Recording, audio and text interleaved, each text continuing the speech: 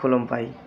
दिनैनि बिजेपिनि सासननि आन्दाराव थानाय एसटिफ्रा एसटि मर्यादाखौ थारैनो मोनमाराखै नामा? गुबुन गुबुन प्रिभिलेजेसफोरनिफ्राय बिथांमोना जानखाराव दोनजादों नामा? नाथाय सिगांनि बिजेपिनि सासनाव जे एसटिफ्रा सेम स्टेटास सेम मर्यादा बिथांमोना एन्जय खालामनो मोनदों नामा? दिनै बिनि सोमोन्दै मोजाङै नोंथांमोनजों सावरायगोन।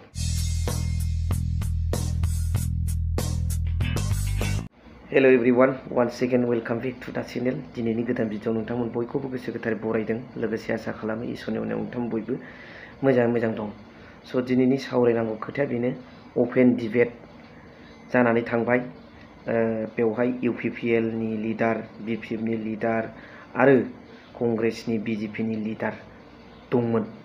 दा बेवहाय गोबां राजनितिक पलिटिक्सनि बाथ्रा, नों मावदों आं मावाखै, नैबेखौ मावनो हायाखै, मानो हायाखै, बेबादि अनेक खोथा थांबाय। नाथाय बेवहाय कटेड मोनसे कट खालामनांगौ पइन्टआ नैबेसो होननानै आं सानो। सासे एजन अल आसाम ट्राइबेल स्टुडेन्ट इउनियनर পৰা এজন নেতাই বিজেপিৰ নেতাত প্ৰশ্ন কৰিছে যে আগত বিজেপিৰ শাসন কালত যে এছটিৰ মৰ্যাদা আৰু আজিৰ দিনত বিজেপিৰ শাসন কালত যে এছটিৰ মৰ্যাদা সেইটো কিয় সেম নহয়? আজিৰ শাসন কালত এছটিৰ যে মৰ্যাদা সেইটো কিয় ল' হৈ আছে, ডাউন হৈ আছে, বা এছটিৰ যে প্ৰিভিলেজেছ সেইটো one after another step by step কিয় কাট কৰি আছে, সেইটো প্ৰশ্ন কৰিছে অল আসাম ট্ৰাইবেল ষ্টুডেণ্ট ইউনিয়নৰ পৰা এজন নেতাই। গুড, বহুত বঢ়িয়া কুৱেশ্যন। ইয়াত ক'ব লগা खोथाটো এইটোৱে।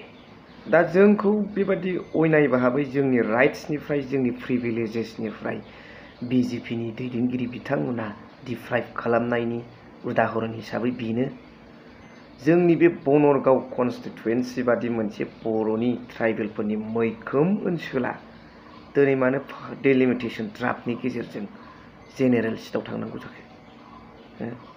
खोथाया बे दिनै मोनफानि उनाव मोनफा बिथांमोना ट्राइबेलफोरखौ आरो बिथांमोननि मोनथायफोरखौ खोमाना होनो नागिरदों।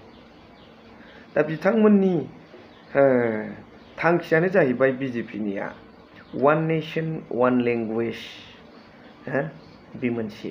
होमब्ला जोंहा एक्सट्रा जों उइ दा बड' पिपल हेभिं distinct culture, distinct language, distinct literature, अब्ला जोंहा आलादाखा, जानायानो जोंना गोरोबखाया। बेफोरखौ दिनै मोनसेयाव लाबोनानै जोंनि मोनथायखौ खोमानो नागिरनाया बे जोंनि थाखाय साननो गोनां बाथ्रा। बेनि थाखाय जोंनि फैबाय थानाय इयुना गसंख्रांनांगोन, आवाज दैखोनांगोन। ओइ ट्राइबेलर कारणे जितु मान मर्यादा आरो प्रिभिलेजेस আছে, এইটো ডিপ্রাইভ কৰাৰ কাৰণে বিজেপি গভৰ্ণমেণ্টে ভিতৰত পলিচি বনাই আছে। ইয়াত এগেইনষ্টত আহি থকা ইউথ সকলে ষ্টেণ্ড কৰিব লাগে, যুঁজিব লাগে, আন্দোলন কৰিব লাগে, रिभलिउसन কৰিব লাগে। नङाब्ला जोङो जोंनि मर्यादाखौ हमथानानै लाखिनो हानांगौआ गोब्राब जासिगोन। आरो जोंनि बे बाथ्राखौ मिथिहोनो थाखाय ससियेल मिडियानो होन, मेल मिटिङानो होन, मटिभेशनफोरनि गेजेरजों साफ्रोमबो जोंनि ट्राइबेलफोरखौ सांग्रांथि जाहोनांगौआ जोबोद गोनांथार होननानै आं सानो। बेखायनो आङो नैबे भिडिअनि गेजेरजों बे सांग्रांथि जानाय माखासे खोथाफोरखौ आंनि गाराङा हायाब्लाबो नोंथांमोननि थाखाय आङो बे भिडिअखौ बानायनाय जादों, जाहाथे बयबो बे खोथाखौ मिन्थियो, सांग्रां जायो, जाहाथे जों रावबो गावबा गावनि मोनथायनि थाखाय थियारि जायो, गावबा गावनि मोनथायखौ जोङो मोनबाय थानो हायो, इन्जय खालामलांबाय थानो हायो।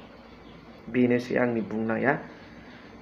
दिनै एसेखिनियावनो फोजोबबाय भिडिअखौ। नोंथांमोना मा सान्दों कमेन्ट्सनि गेजेरजों फोरमायहरबानो जाबाय। आं बेबादिनो नोंथांमोननाव मोनसे आरज गाबनो सान्दों, गारां जासान्दि भिडिअखौ गुसुं लासै बानायलांबाय थानोसै। जेला गारां जायो होमब्ला होख्लायथारसैलाय। स' खुलुमबाय। थेंक इउ भेरि माच फर वाचिं। लाभ इउ अल।